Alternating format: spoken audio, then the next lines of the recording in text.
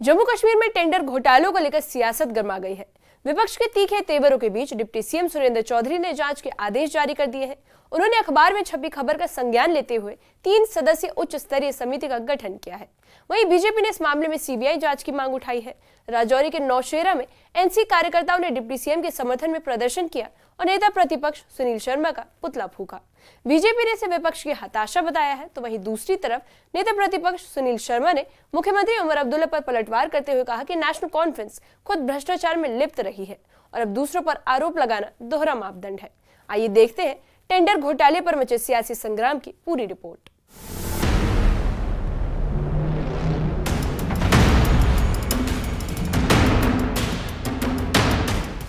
जम्मू कश्मीर के कथित टेंडर घोटाला ने प्रदेश की सियासत में हलचल तेज कर दी है। विपक्ष के तीखे हमलों के बाद डिप्टी सीएम सुरेंद्र चौधरी ने इस मामले में 3 सदस्यीय उच्च स्तरीय समिति के गठन का ऐलान किया है। उन्होंने एक अखबार में छपी खबर का संज्ञान लेते हुए जांच के आदेश दिए, लेकिन विपक्ष इसे सिर्फ दिखावा करार दे रहा है और मामले की सीबीआई जांच की मांग पर अडिग है। टेंडर घोटाले को लेकर नेशनल कॉन्फ्रेंस और बीजेपी आमने सामने है। राजौरी के नौशेरा में नेशनल कॉन्फ्रेंस कार्यकर्ताओं ने नेता विपक्ष सुनील शर्मा और बीजेपी नेताओं के खिलाफ जोरदार प्रदर्शन किया। इस दौरान डिप्टी सीएम सुरेंद्र चौधरी के समर्थन में नारे लगे और प्रदर्शनकारियों ने नेता विपक्ष का पुतला भी जलाया। एनसी कार्यकर्ताओं ने आरोपों को साजिश बताया और कहा कि डिप्टी सीएम को बदनाम करने की कोशिश की जा रही है। बीजेपी नेता अभिजीत जसरोटिया ने एनसी के इस विरोध को फ्रस्ट्रेशन बताया। उन्होंने कहा कि बीजेपी भ्रष्टाचार के खिलाफ अपनी लड़ाई जारी रखेगी, चाहे विरोध कितना भी हो। बीजेपी नेता ने दावा किया है कि विपक्ष बौखलाहट में ऐसे कदम उठा रहा है क्योंकि बीजेपी लगातार भ्रष्टाचार को बेनकाब कर रही है। उन्होंने कहा, जनता सब जानती है और अब ये सियासी ड्रामा ज्यादा दिन नहीं चलेगा।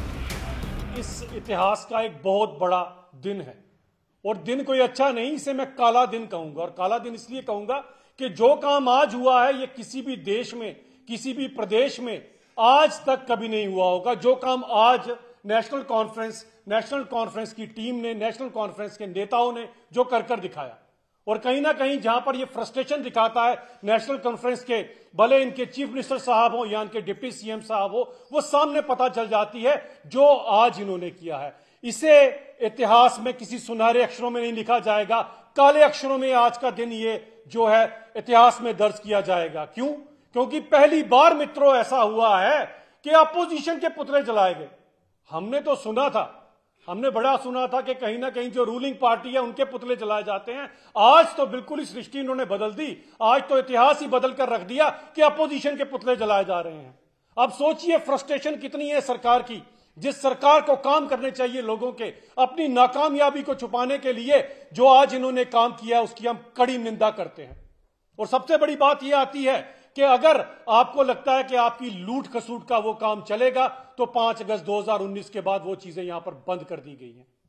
हम यहां पर किसी को ना खाने देंगे ना खाने देंगे, क्योंकि हमारे नेता ने जब सबसे पहले बार कुर्सी संभाली थी 2014 की इस देश के, जब वो प्रधान सेवक बनेंगे, उन्होंने एक ही बात कही थी, ना खाएंगे ना खाने देंगे। अगर आपको लगता है कि आप इस जम्मू कश्मीर के अंदर पुराना भ्रष्टाचार फिर से लेकर आएंगे, पुरानी लूट खसूट फिर से लेकर आएंगे, तो भारतीय जनता पार्टी का एक एक कार्यकर्ता, भारतीय जनता पार्टी का एक एक लीडर आपके सामने खड़ा नजर आएगा। वहीं नेता विपक्ष सुनील शर्मा ने मुख्यमंत्री उमर अब्दुल्ला पर पलटवार किया है। उन्होंने कहा है कि उमर अब्दुल्ला जनता को गुमराह करने की कोशिश कर रहे हैं।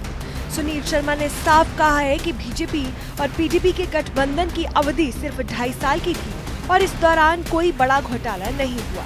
उन्होंने कहा कि एनसी पहले अपने शासनकाल के भ्रष्टाचार पर जवाब दे। भाजपा से हिसाब ले 11 साल का वहाँ पे करप्शन का इल्जाम लगाते हैं, पहले उनकी फाइलें खुलनी चाहिए। निकालें, वो भी निकालें। भाजपा के पास केवल 3.25 साल थे, वो भी हम अलायंस में थे। दरअसल नेशनल कॉन्फ्रेंस का मैथमेटिक्स खराब है। पढ़े लिखे तो अच्छे हैं उमर साहब, लेकिन उन्हें मैथमेटिक्स दोबारा पढ़ना पड़ेगा।